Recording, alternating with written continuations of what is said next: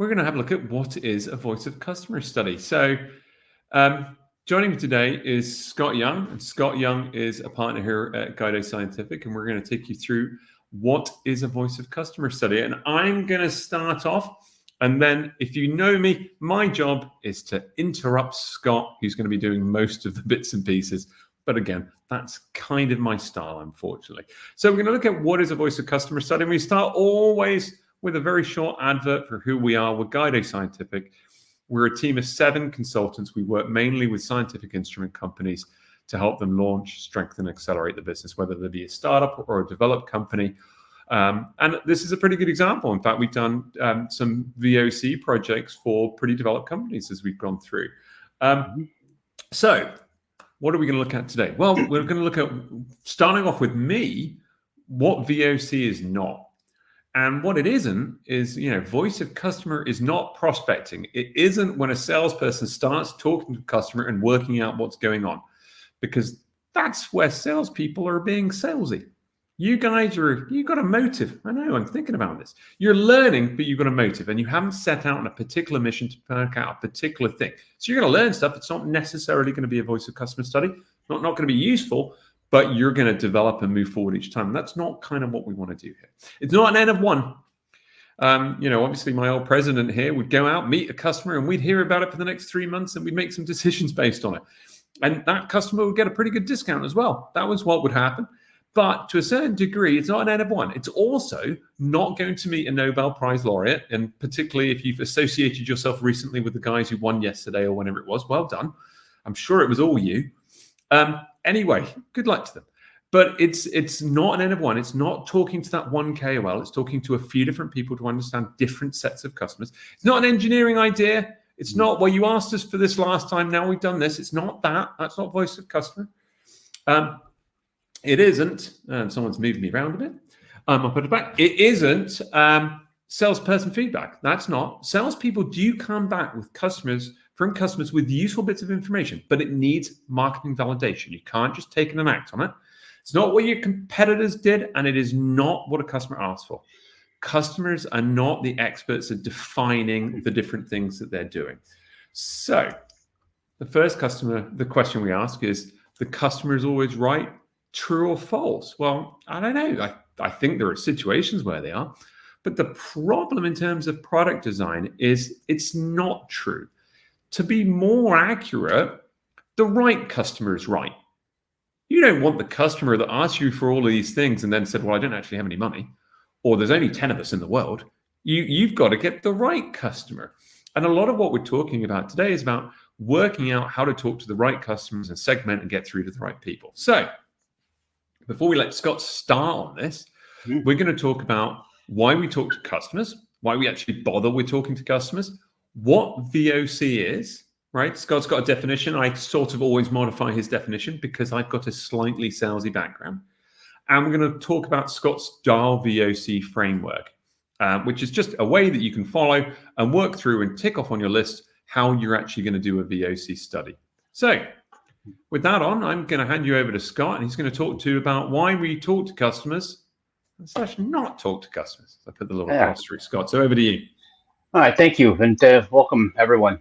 So it's an interesting thing. So we always want to discuss about going to do voice of customer studies by going out and talking to customers, and hopefully over the next couple of few minutes here, we're going to start to influence you to understand that it's not about talking to customers anymore.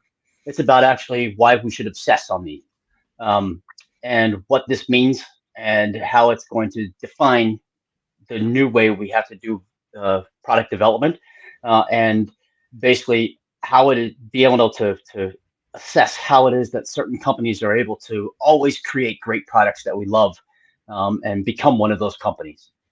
So what is voice of customer? What is obsessing on customers do? So, I mean, when we go out and we talk to customers, we typically find information, but a lot of times the old voice of customer studies, and most of them that have been done, typically find a lot of really good data for the wrong questions, or they find wrong data for the right questions.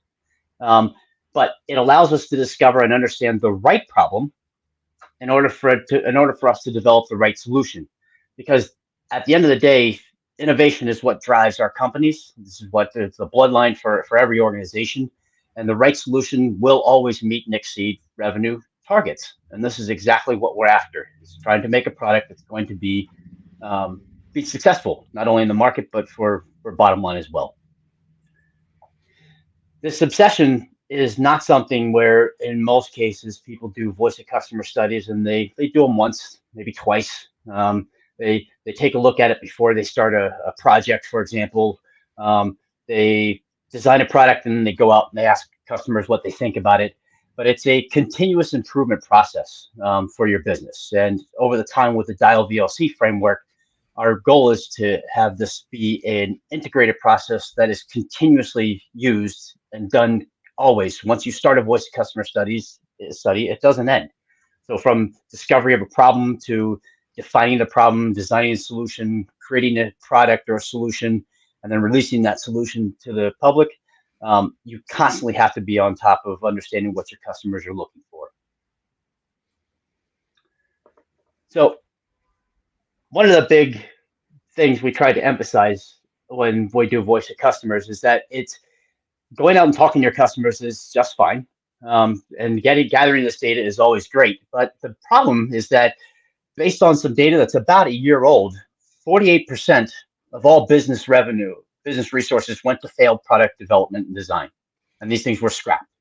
That's almost, flip of a coin tells you whether or not your product is going to be successful or make it through your product development cycle. 53% of new products fail to achieve forecasted financial revenue.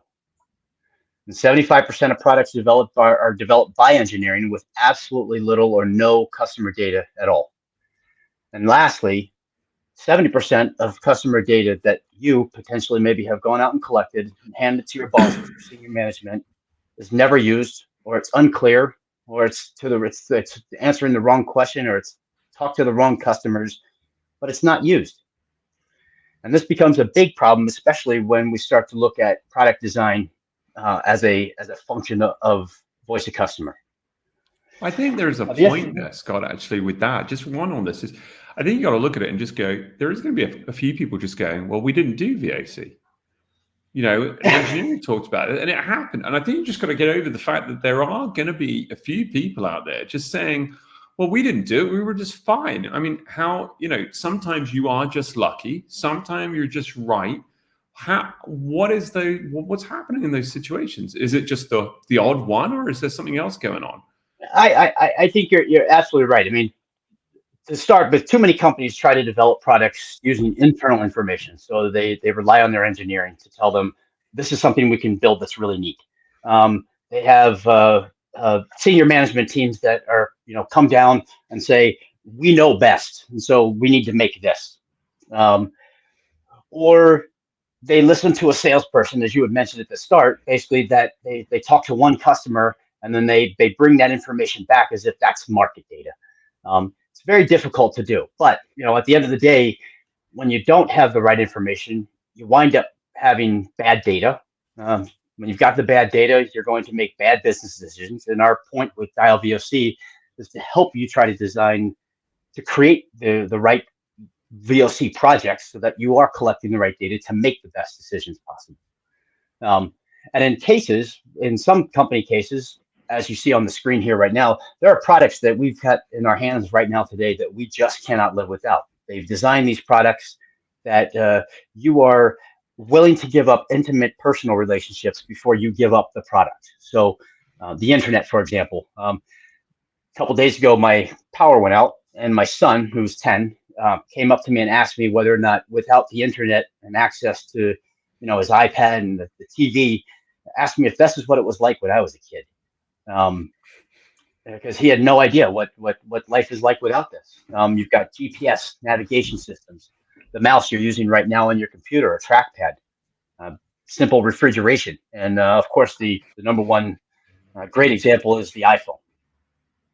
It annoys me that every so often they'll do an update to the iOS and they'll move something. And because I'm old, I kind of basically go, oh, you've changed something and therefore I hate it. And then a week later, I'm like, actually, that was really a good idea. It's a lot better. The torch is there. I sort of hate how good they are at it. They No. really they force me to change. I'm like, "Ugh," and then it's like, oh yeah, you were right. Yeah, yeah. I mean, and that's what the answer with all these companies that is in similar with all of them is they've got a deep rooted understanding of their customers' needs and wants, and they're actually able to obsess so much on the customer that they can actually anticipate how you're going to think or behave when something new comes out or happens. They know that well enough in advance that it's going to mitigate any sort of, oh, I didn't like this at first, because they know you're eventually going to say, makes really good sense there that it's there now. Um, but as we probably mentioned starting before, talking too much about bad things. I mean, with every good product that's released, there are some products, and then usually a lot of times when these things fail, they fail big. Um, there's one particular in the news right now, particular beer company that's lost billions of dollars because of a failure to do proper marketing. You have some examples here on the screen that for a lot of you probably don't even know what these are because they are older than you are. But Coca-Cola years ago came out with a brand new formula. They pulled off all of the original Coke and put this new Coke onto the shelves, and no one bought it. And in about 3 months, they lost close to about $150 million. They pulled every can off the shelf and went back to the original brand. You have the Microsoft paperclip. So those of you that were around when Microsoft Windows first came out, they had this great idea to give you this paperclip that was an assistant to try to help you navigate through Windows. And the best part about it was it would pop up at the absolute worst times, and you couldn't really get rid of it. It would just always be there, and it was an absolute annoyance in the long run. But you don't see that anymore.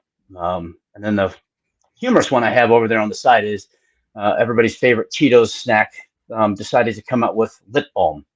I'm still not sure why how that one ever even passed through there, but I'm sure you guys have tons of examples of The Coke one was really interesting because the Coke one was actually like a bit of a promotional thing. So you had the Pepsi challenge. And I read this in like a number of different books that go through these things. And it was basically, I remember as a kid in department stores, try the Coke, try the Pepsi. You didn't know which one was which. And the weirdest thing was it was just the first sip.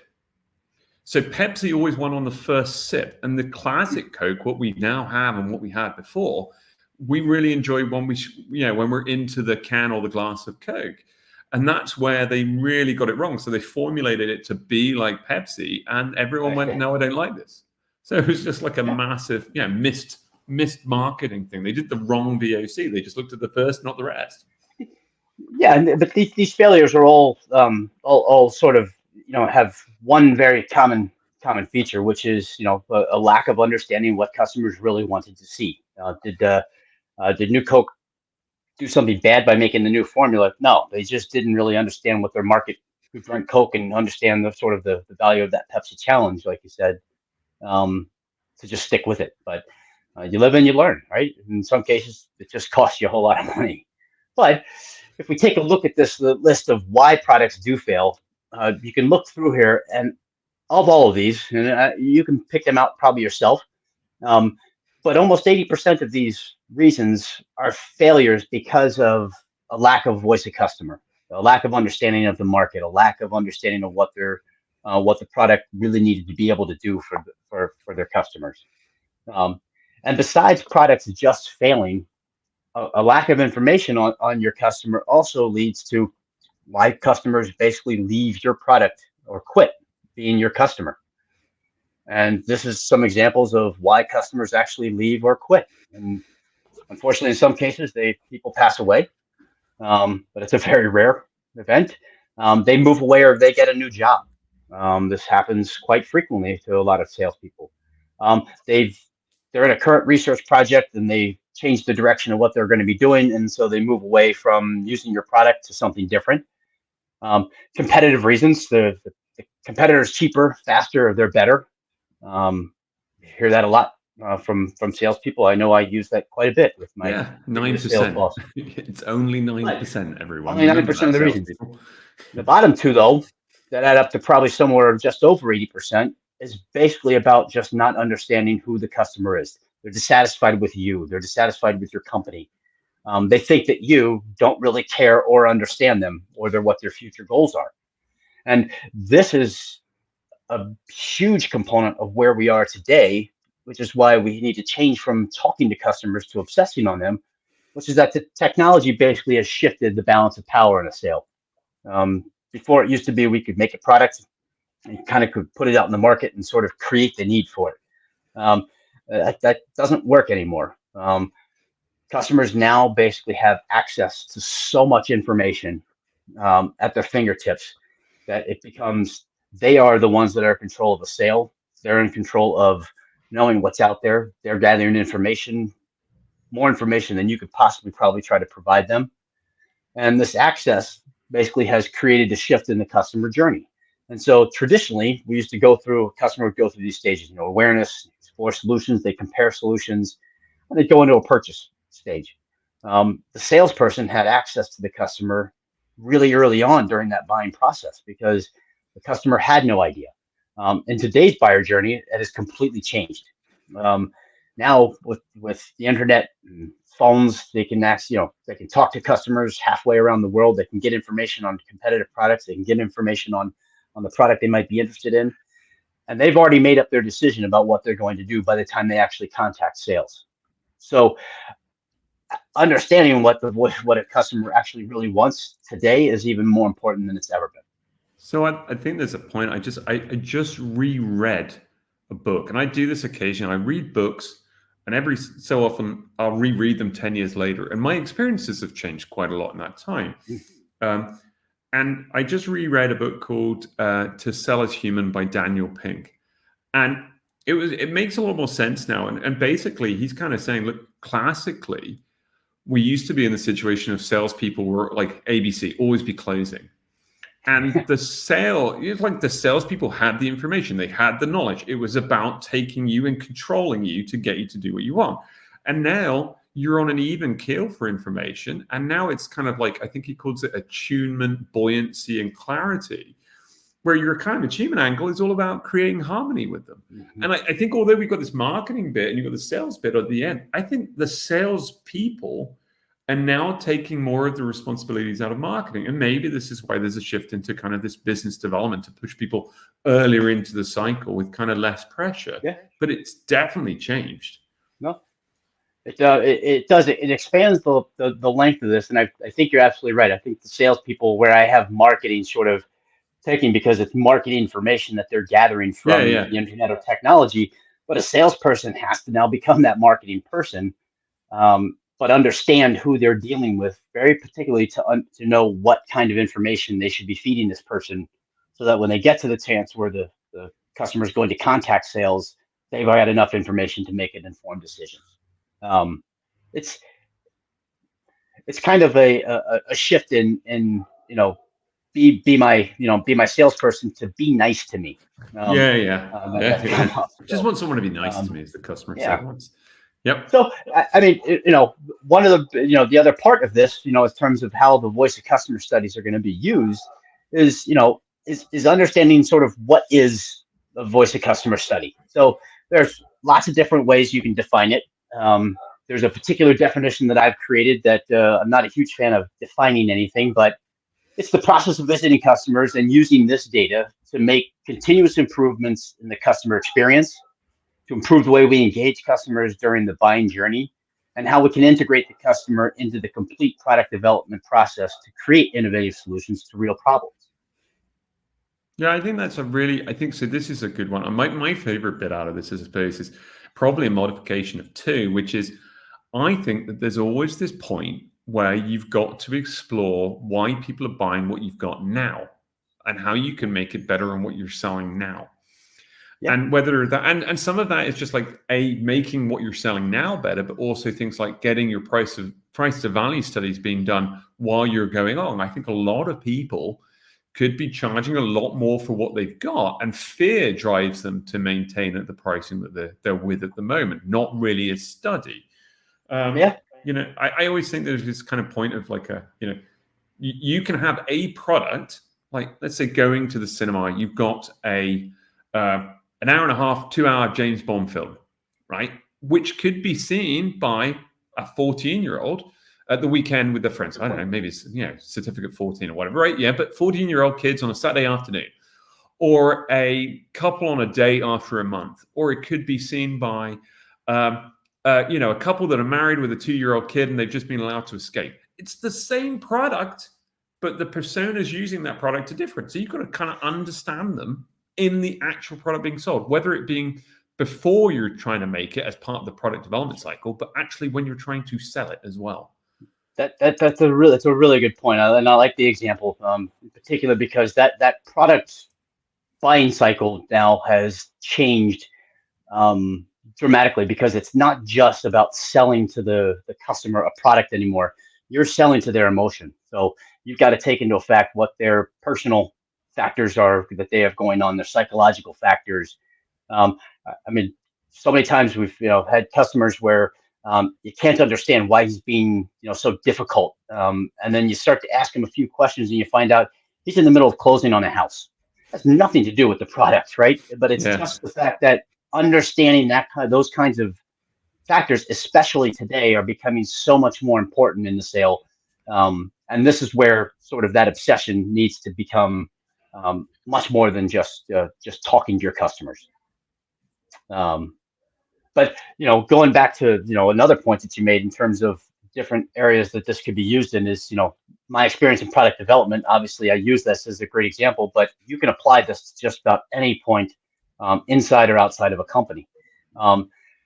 This particular example just shows the continuous process of life cycle development and innovation by from number one, the market evaluation, understanding what an opportunity or problem is that exists, all the way through creating a concept, making the product refinements, creating the actual product, launching it, and then reviewing the product after launch. Most companies, some of you listening probably go through this quite a bit, are asked to do voice of customer studies when you've got a product that you're ready to get launched. So you hand it out to a few key opinion leaders, or 5 or 6. Yeah, product launch. They come back and they give you, say, this is just awesome, it's great. And then you go full scale on production, release the product, and nothing happens. I've had great success in having this failure happen to me in my life, but it's a difficult thing to understand because I don't get it. My customer said that it was a great product. Why isn't everybody buying it? Because you talked to 3 people and you didn't obsess on the market, and that's where this typically fails. But it's where we think that the Dial VOC framework helps to keep the this process and this cycle continuous, so that you're always talking to customers, always gathering information to know where you're going to be next. So with this, I mean, there are lots of different examples of how VOCs can be done. They can be bucketed into two sort of very vague areas, which are quantitative and qualitative. A quantitative VOC is something that we're probably all familiar with. You make up an online survey, you do a phone survey, something where you ask a lot of yes or no questions. Would you like to have this feature? Would you like to see this? Would you like to have this? How much would you be willing to pay for this? I strongly agree. Yeah, it's, and they do Likert scales, and they come back and they get this great data from the market. Well, the problem is a lot of times these surveys are very, very influenced by your own decisions, and what you're doing is you're focusing somebody to just agree with you, which is okay if you know that the questions that you're asking are what your customers actually really want. Where Dial VOC comes into play is that we very, very help with this qualitative side. And these are the VOCs that are the most difficult, because they're the ones where you're having an in-depth interview one-on-one with somebody. It can be done in person, or, as we're doing today in today's world, where we're able to have conversations like we are right now. You can do focus groups, but it's somewhere where you're intimately gathering information about particular customers, about what they're doing, about them as a person, and then extrapolating that to a market once you have enough data. The great thing with where qualitative VOCs come is that you do enough in-depth interviews or focus groups, you gather enough real data from customers that you can now create that quantitative survey, send out to 1,000 people just to get some, validation on what these customers were saying in the market. I think the problem though is discipline, right? Because the problem is the quantitative is just so easy to not put yourself in front of people. It's so easy to send out a survey. It's so easy to do something like that and try and get the data. It is. Book Yeah. in a meeting. Oh, can you do 11 o'clock on Tuesday? No, I can do Wednesday. All of those types of things. And these are pretty hard. And that's why I like the framework, because otherwise it sort of evaporates into a couple of people talking, right? A couple of It, interviews end it up getting is. done and you kind of take it Yeah. at that and kind of cancel it. Yeah. Yeah. And you, like I said, from a personal perspective or from a product perspective, looking at these types of studies is important, because a lot of times, the framework we have also helps to define which ones of these studies is going to be best for you. And a lot of times that can be broken up into, where you want to use certain types of VOC studies versus others. And these are three different levels that have, aren't made up by us. They're just defined in terms of what your product development or type of product project is going on. You have level one, which is designing sort of a revolutionary, totally disruptive technology. Um, in this case, you want to actually do those focus groups and those, one-on-one surveys to really understand the intimate needs of a customer, what their pain points are, what they're looking to try to do today, what they need to do tomorrow. Emotional factors in the research, community at the time, from funding to everything else. Um, this is a one-on-one thing. You can't get that information from a survey. Um, Yeah, level you two. can. Yeah. I think the other thing, sorry, in here, there's some good questions going on. So I think we can try and address them at the end. There's a point here Oh, about pain points. And I think a lot of this stuff is like unmet needs versus pain points versus, jobs to be done is always kind of like a big one for me. Just yeah, simply, they don't understand their pain points. Is it a little bit to Giovanni's points? Is they only yeah. know what they're trying to get done, right? So again, we'll try and answer some of these points as we go through. And thank you very much for commenting, Yeah. guys. No, I do, and I was looking at Andy Berger's question here. I mean, Yeah. absolutely right. Design for Six Sigma, design thinking processes, or whatever. Yeah. It is 100% about customer, and glad you're going through programs like this, but make sure we take it to heart is the big thing. But Yeah. level two, platform launches where you're basically creating a brand new platform, and then level three, which is just sort of an improvement of the existing product you have.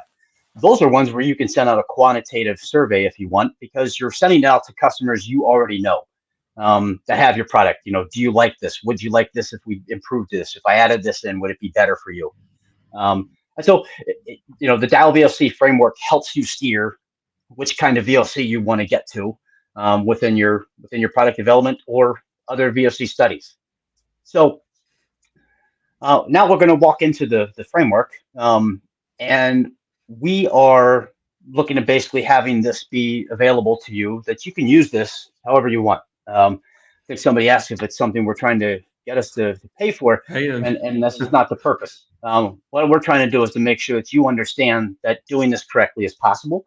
And we've just tried to put a framework together that if you follow the actions step by step, you're going to wind up creating a good interview design that's going to collect good data that you can use and how to get it out to the right people. Um, the framework basically exists of four functions, and we have the design function. And this is where basically you define the objectives and the scope and the types of customers you're going to be talking to. And more importantly, you design sort of what we call the statement of intent. And this is going to go into a business plan that you are going to provide to your senior management to get their buy-off and their buy-in to this voice of customer study. Without their approval, you're not going to get anywhere, even with the best data in the world. It's going to get lost. You have the it's interview also, phase, which is, I'm yeah, sorry, I was going to say, it's also, and having been in senior management, it's also going to be seen as a sort of fluffy thing to do. Unless it, you're going it, to put a giant plan together that says, I'm going to do this, and this is exactly what I'm going to get out and what we're going to learn, and this is why it's important. And if you don't yeah, have that statement of intent and your plan around it that says, I'm going to do this or I'm going to fail, you're just not going to do it. it's a good point. Yeah, absolutely. And that's part of this process of creating this sort of plan around it, is to refine it and to make sure, like I said, at the end of the day, that the buy-in from you or from the other senior management team members, they understand I'm going to collect data, and when I bring that back to you, we expect something to happen with it, right? It's real. Um, the interview phase gets you through creating an interview guide that's got the right types of questions to ask the right customers. You go out and you collect your data, and at the end of the day, you go through an analysis phase where we'll talk a little bit about some of the outputs that you can get. And then you take the data and you're going to leverage it, whether it's to your marketing team, to your sales team, or to your product development team and engineering, to create the next revolutionary product or update an existing product line. So which of these are, for me, I kind of know my opinion on this, but you can fail at any of these stages, right? You But the can, biggest one absolutely. is for me, it's just like most people fail at design and then it just falls apart after that. The interview, yeah, of course you can fail at the interview. I didn't get enough interviews and do enough this. Well, that's all fine. You use the same tools, and someone put this as a question earlier. You use the same tools that you get as a salesperson to get meetings. You're going to use the same sort of tools. You can LinkedIn Sales Navigator, papers, whatever you want for it. But Right. you can fail at the interview by not interviewing correctly or preparing or listening, which is your analysis bit. But the Yep. biggest bit is most people just fundamentally fail at the design phase, right? And they do, and there are a couple of reasons for that, and I've seen a couple of comments pop up that are really good examples of where this fails during the design phase. So during this design phase, the critical parts about this is to understand what the objective of the VOC is, and not to make some just to I want to know if my customers like a feature. It has to be very specific, and this is where most of these fail up front, because if it's vague, you're going to ask vague questions, you're going to ask vague people, and you're going to get vague data. Um, Whereas if the objective is very specific and it's tied to a business strategy or a business problem that exists within the organization, even better, because it's going to fix something that everybody knows, especially senior management, has as part of their strategy. Um, but you go through a process of understanding, who am I going to talk to? Who do I want to, who are my customer? What's my customer base? And, how have I segmented things? Who am I going to go look at? Getting a list of the type of people from a persona perspective of who you want to interview, and putting all this information down so that you specifically know, I need to target these people in this particular market that are using this type of technique, for example. There's millions of ways you could do this. But at the end of the day, you're getting the statement of intent, which is specifically going to say, I'm going to go interview 100 people or 10 people, whatever the number might be, to discuss a particular problem about a particular issue or a particular situation. And we're going to get this done by the end of November, and with the idea that we're going to be able to create a new product line or something. But it's very, very specific. And this is going to go to your senior management, who can look at it and say, yeah, this makes really good sense to do, as opposed to just telling them you're going to do a VOC study. And as James had mentioned, it comes back as just being sort of fluffy. The interview phase basically tells you how to create the right questions. And we have tools, each one of these functions, the design function, interview, analyze, and leverage. Each one of the actions inside of this has tools that we've created that can help you, guide you through the process if you needed the help. How to create the right questions, how to calculate how many people do I really need to talk to. We help you out a lot with this. You go Well, I through your think that interviews, you collect all, yeah. so my point here, I mean, to be honest with you, each one of these things is a checkbox. And so to the point of like, Adams, you asking me to pay for this. No, you can look up every single box here. You can go and Google what you should do for each one of these things, right? This is the whole thing, as Elon Musk says. It's all on the internet. If you want it for free, right? There's everything. We do courses and we do surveys for people. And that's if you're a large multinational, we're pretty quick and we'll get you the answer done without interrupting someone. If you want to train product managers, and every product manager should be doing VAC studies. It's exactly what they're part of the journey. Now, if you look at a product management matrix from someone, you can see this as a job. It might be someone's entire job, or it might be part of something that they have to do when they're going through it.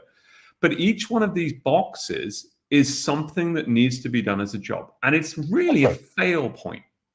And yeah, so one of the big things, real quick, on that, James, is that this process doesn't just go through a nice little linear motion. There's a lot of checkbacks where you're constantly looking back, and are the people that I want to talk to, are they going to meet my objective? Are the types of questions that I'm asking, is that going to help with my objective? Am I asking the questions to the right people? There's a constant checkback so that that by the time you've collected this data, the analysis part will become easier, because it's going to be good data. Um, Yeah. and even after that, you're going back and checking, does this data make sense compared to what compared to what I set out to do? There's a really Yeah. interesting question here from Gianni, which is that he says, in my experience, the biggest enemy of VOC is the ego of the senior management that we know better. And I think I don't know your senior management that you've worked with in the past. I don't know.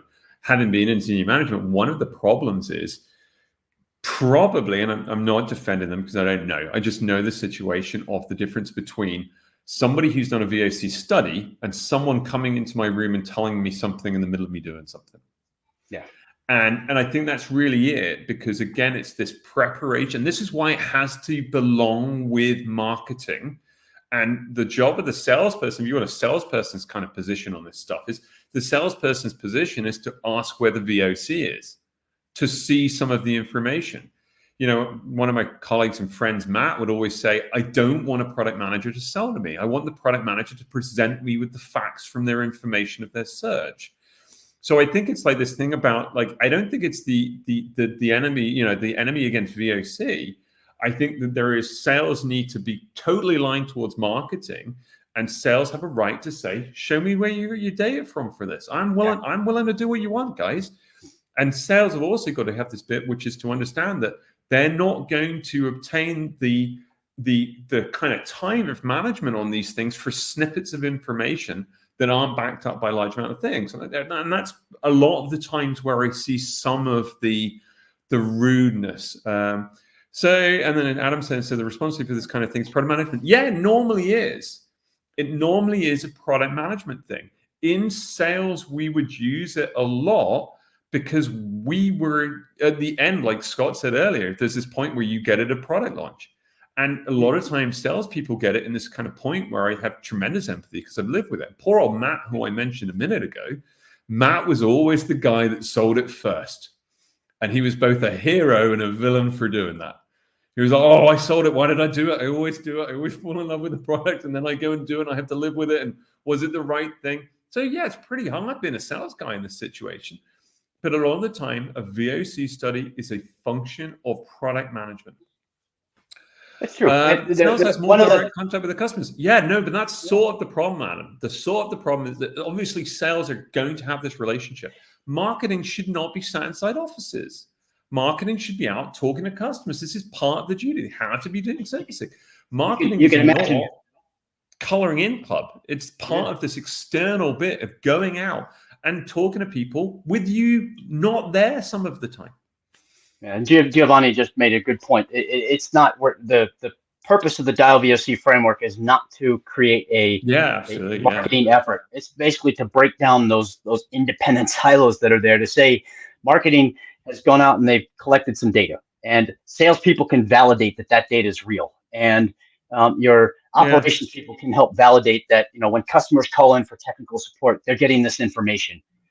It is a way basically to create sort of a culture that your obsession on customers is what is driving your next steps in terms of what you're going to do in business. And from a senior management perspective, I think that that would be a great way to be able to design what your strategy is going to be over the next 3 to 5 years.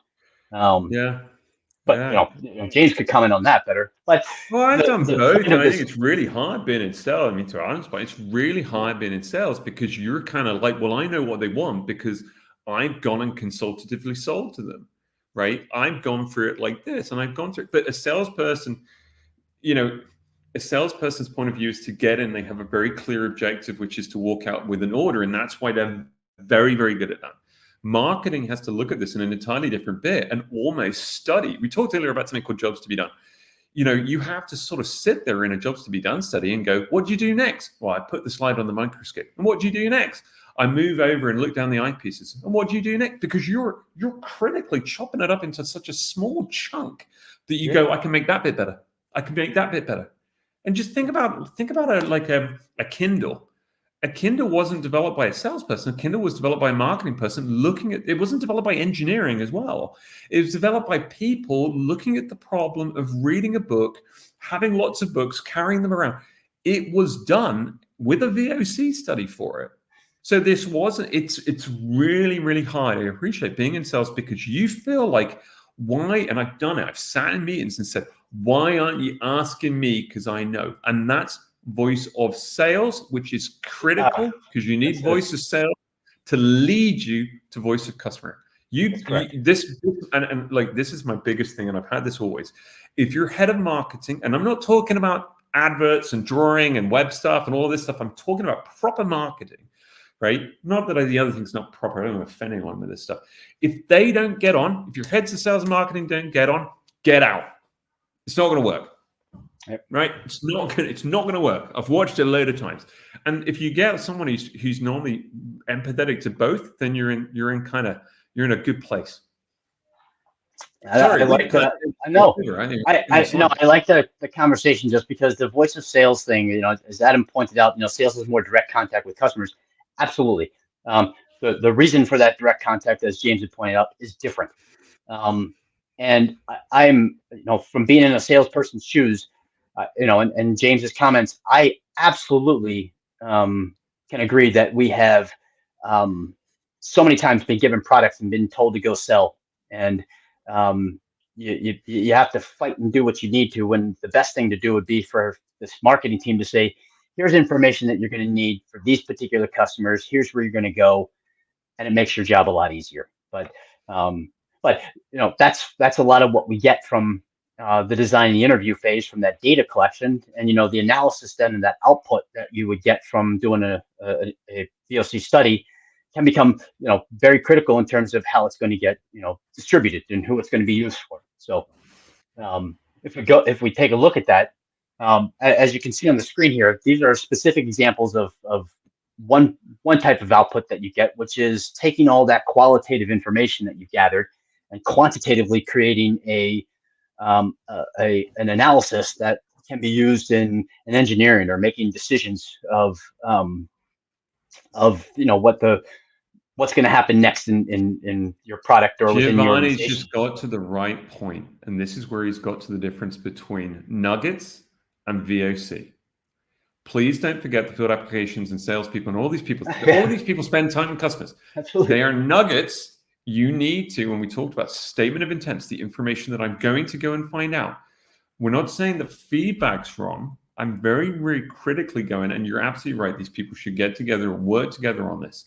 I'm talking about specifically about going with the intention to look at specific products, interview people with specific ways, not because the last thing you want to do is go and find someone who's about to buy something.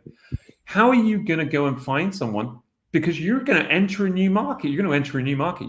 Field applications people have never met these people in the new market. You've not been there. Yeah. You're going to get a new. So you've got this kind of bit, which is don't take from the fact. Voice of customer is not what the customer is saying. It's not these little nuggets. It's a conscious study to find out something to make a product better, or to assess a pricing, or to get a thing done, or to make a new product, or enter a new market, right?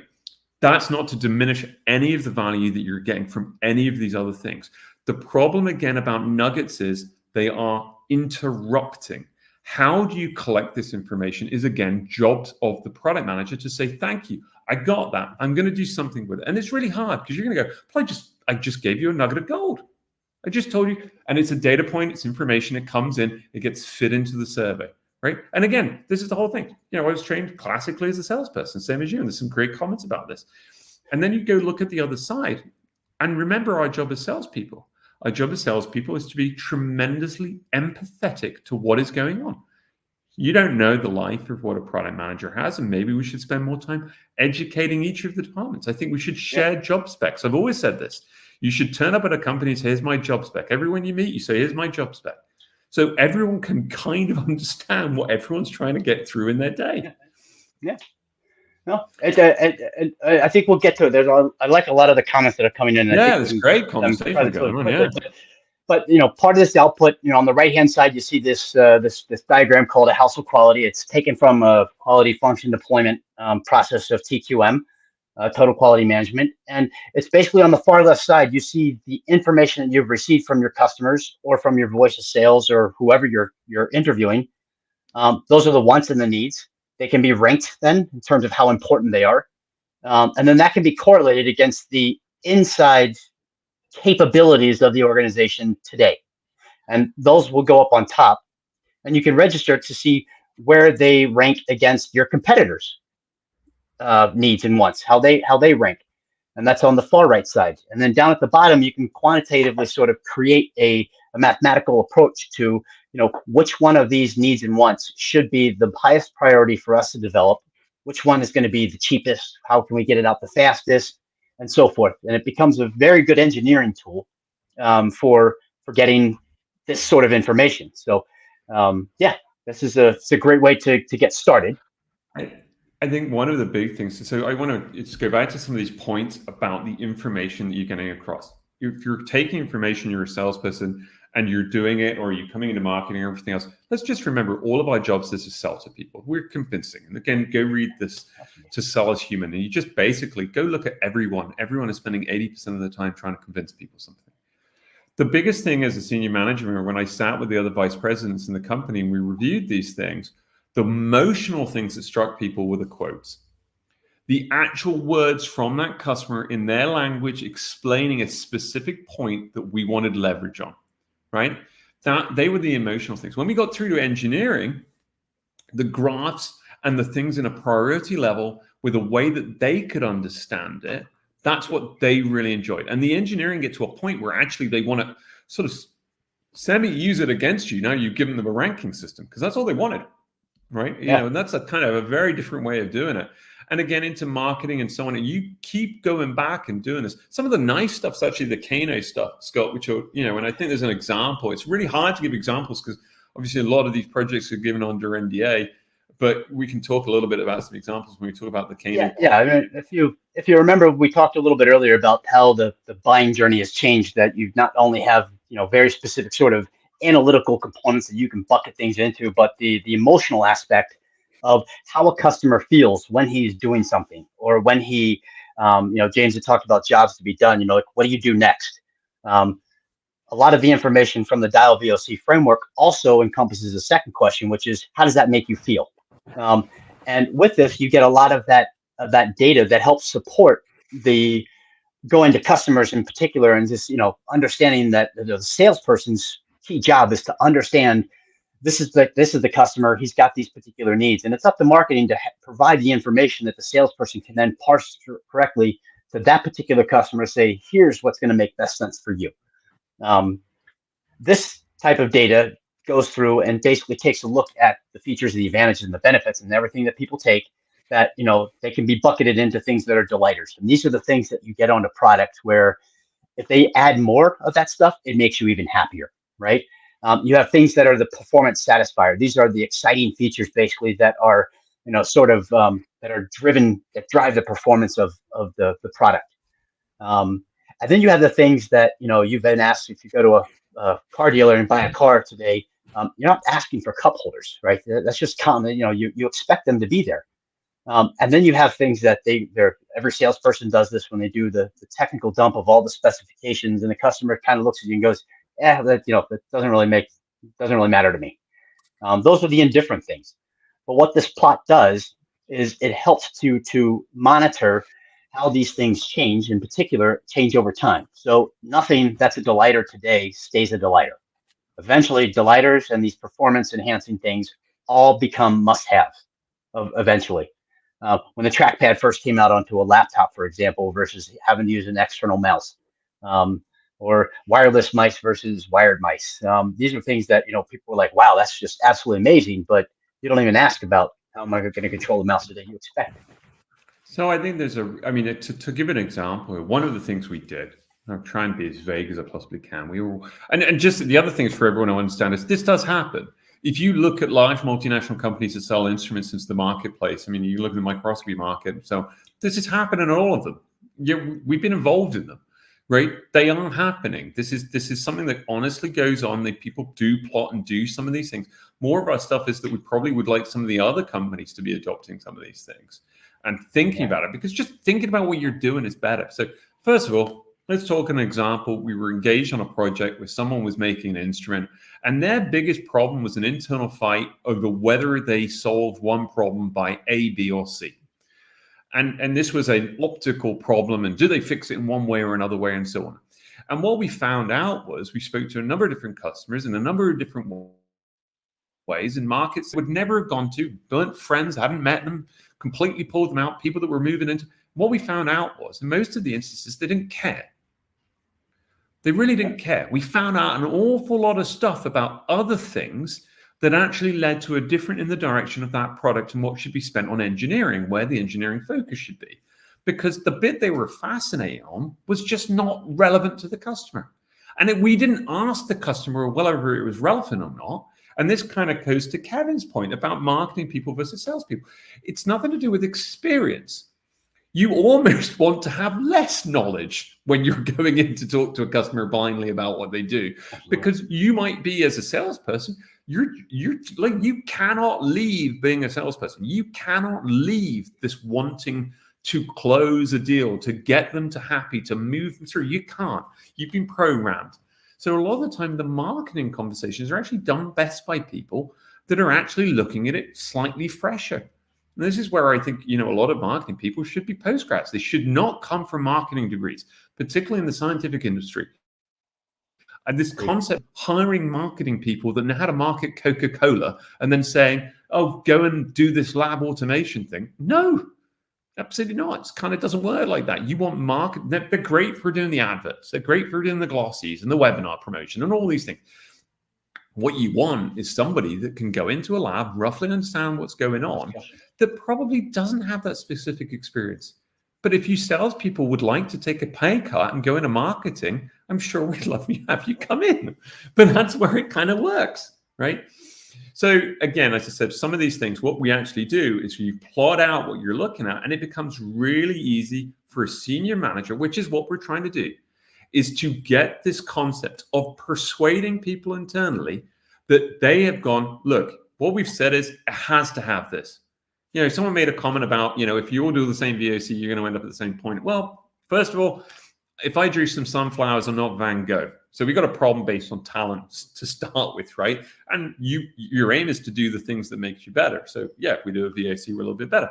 But wouldn't we like to, when we're having a product come out, you don't want those moments in sales where you go, why didn't we do that? Why haven't we done even the basic thing? It doesn't even have the basic thing. That's why you have to have the must-haves.